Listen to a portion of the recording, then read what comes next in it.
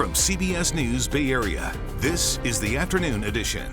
I'm Ryan Yamamoto. Our top story on the Afternoon Edition, Representative Nancy Pelosi announcing she will run for re-election for Congress in 2024.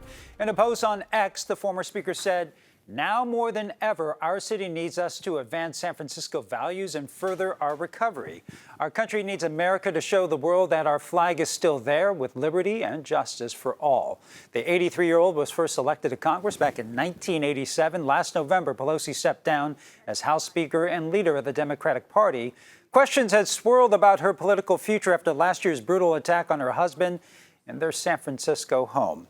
Kaiser Permanente will pay a $50 million settlement with the state of California after they were found illegally disposing hazardous waste, medical supplies, and protected patient information. Attorney General Rob Bonta says undercover inspections found used needles, aerosol cans, toxic chemicals, and patient records in Kaiser dumpsters throughout the state, which is dangerous for both people and the environment and violates state and federal laws.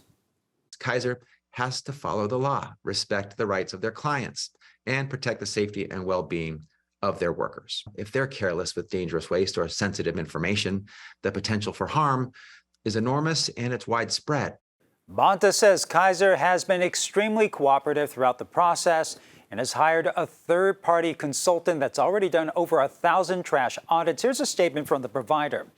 Kaiser Permanente is committed to the health and well-being of our members and the communities that we serve. We take this matter extremely seriously and have taken full responsibility to acknowledge and correct our performance. Okay, breaking news in Oakland. A person was struck and killed by a vehicle this morning. Our chopper was over the scene on International Boulevard a short time ago. That crash happened just before 10:30. Police say officers tried to save that victim, but they were unsuccessful. The driver remained at the scene, is now assisting with that investigation. San Francisco police have released the body camera footage of what led up to a police shooting in the Tenderloin. This happening last week. Yeah, I got a guy with a knife out here threatening people. He's got a big knife, and somebody on with pepper tried to pepper spray him. He's on the sidewalk. He's got the knife out, and he's threatening people walking by. Police showed up to Jones Street between Ellis and Eddy after someone called 911. The body cam video shows them asking a man to drop a knife for several minutes. At one point, the man walked onto the street with a Rambo-styled knife, and officers say he moved toward them.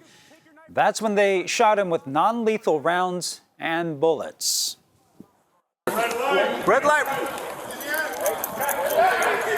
Red light!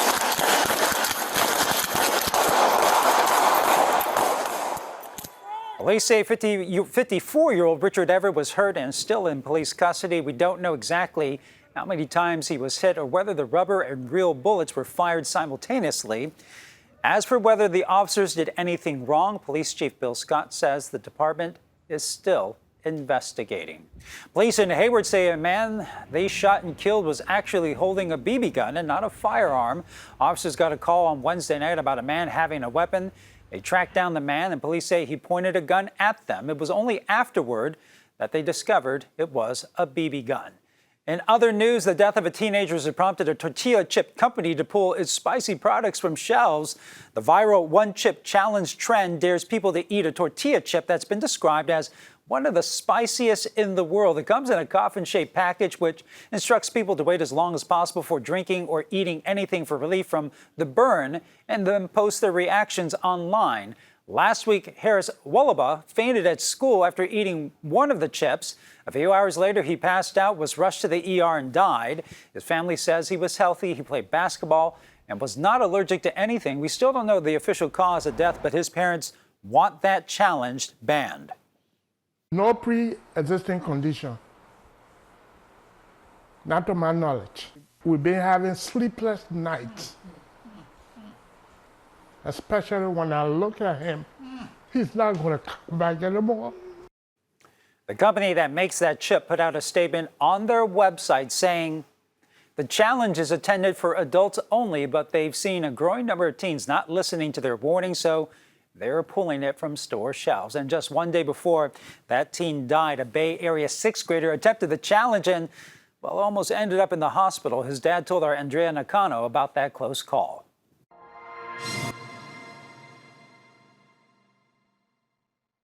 This is the chip that's creating all the craze. One chip in a coffin-shaped box guaranteed to shock your taste buds. John Pettigo didn't initially know that his son took the challenge and quickly got a call saying his son was poisoned at school. And all these things are going through my head. Who poisoned him? Who could have given him something like that? The panic subsided when he reached the school and found out what really had happened. The administrator said, "Oh, he participated in the one chip challenge." And I was like, "You got to be kidding me. Is that what this is?" His son Jack says after eating the chip, he started breathing heavily.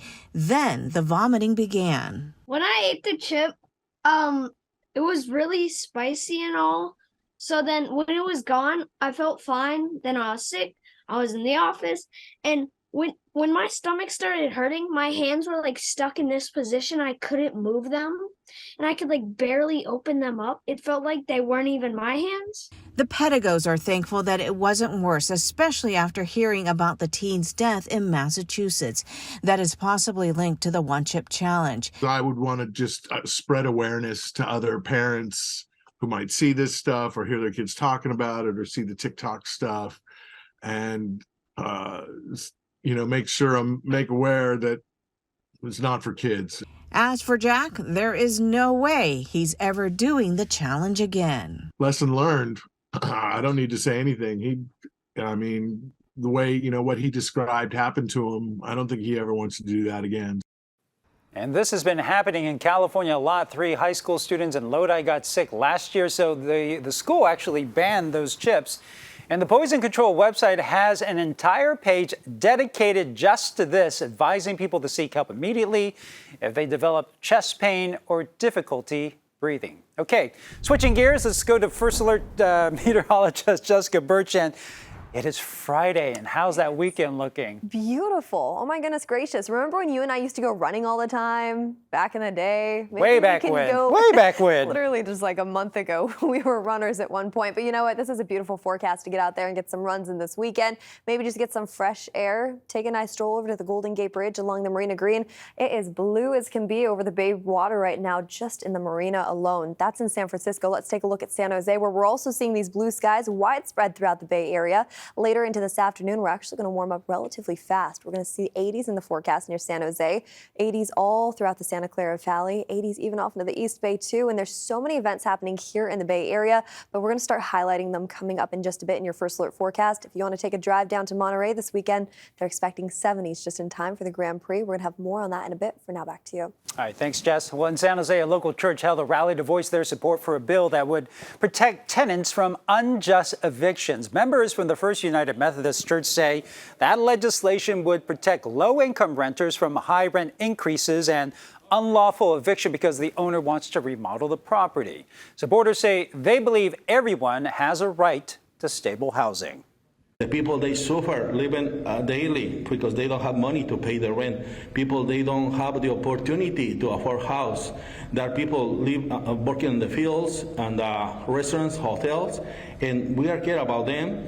And it's my concern as a pastor to look for my congregation and people outside of my congregation. And the author of the bill is Senator Maria Elena Durazo from Los Angeles.